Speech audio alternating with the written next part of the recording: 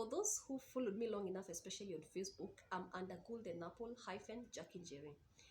My name is Jaquline Njeri. I'm a counseling psychologist based in Nairobi, Kenya, specialized in children and adolescents. Although I also see adult clients with a number of issues: mental health struggles, self-awareness, relationship, premarital, not marital, premarital, transition issues, stuff like that. I'll do a post in relation to this. Now, there's a verse that tells children to obey their parents so that their days on earth can be added.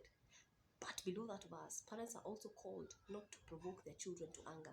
But I realize, especially in our African context, our parents will take only that part where children are supposed to obey their parents and they leave out the second bit. Now, my post is in relation to this. Why did I have to mention? Because I'm feeling like violence. Okay, now, do you know there are ways that we trigger our children's anger without even realizing it? Yes.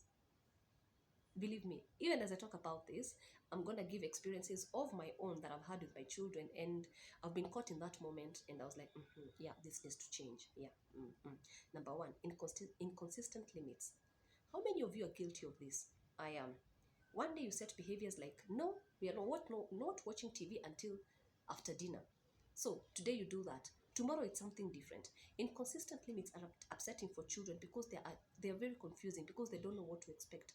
And children thrive on routines. So if you say something, try your best to stick to it. Of course, we have exceptions, and that's okay, because it's not all about rigidity. But remember, if you become so inconsistent, you're confusing your children, and they don't even know what to expect anymore.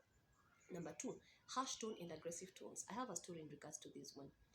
Um, there was a period in my life I was really harsh, and I would talk to my daughter, my firstborn daughter, in such an aggressive tone. I didn't even notice it until one day she started talking back. And she started talking to me in a harsh tone, in an aggressive tone, and I didn't like it.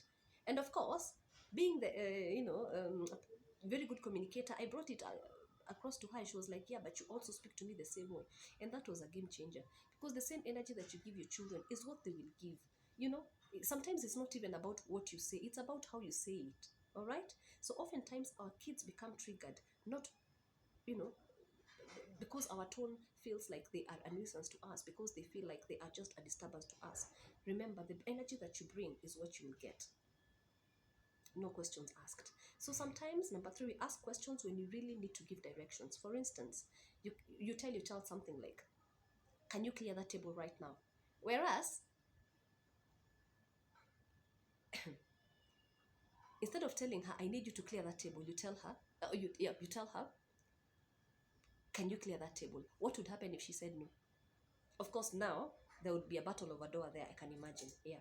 So sometimes we need to give directions instead of asking questions. Yeah, we kind of set up the mood for like chaos and disagreements when we just give directions, as opposed to just giving directions as to what we want to be done. You want the table cleared, you want them to empty the dustbin, you want them to walk the dog. Please tell it as it is. Give it do not put it like you're giving them an option, because believe you me, when they say no, it will be a story for another day. And I know you know what I'm saying. Number four, if you've got more than one child, you cannot escape sibling rivalry. Oh, I said that right. Yes. And it doesn't matter the age difference, because I've spaced mine like they have a big age gap, and you still have those disagreements. So, and I know as a parent, sometimes you're tempted to side with one, and sometimes we take the side of the little one because we think that they need more nurturing and more attention. But you, as the parent, you need to be able to balance it out so that the older one does not feel left out, or doesn't feel like more attention is being given to the younger one. And of course, there's some conflicts that you let them resolve by themselves, so that they can learn conflict resolution skills, and they can learn how to communicate with one another and really coexist with one another.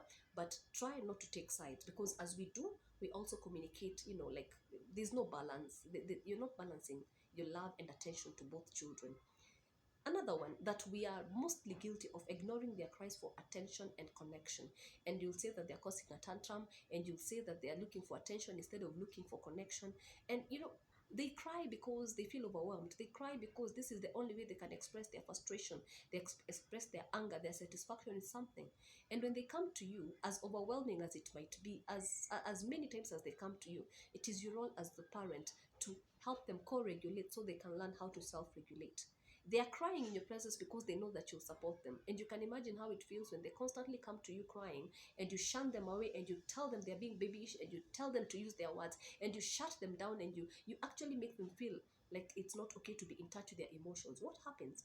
They start freezing off. They start, putting a facade. They start acting, quote unquote, strong and composed, whereas they're crashing inside. Let them have those emotions. Allow yourself to experience them in those moments so that you can help them co-regulate, and then they will learn how to self-regulate. This is why you are their parents. This is why you are their caregivers, so that you can be there for them. See caption as I talk, as I summarize all this and add some more notes. Thank you for being here. Bye bye.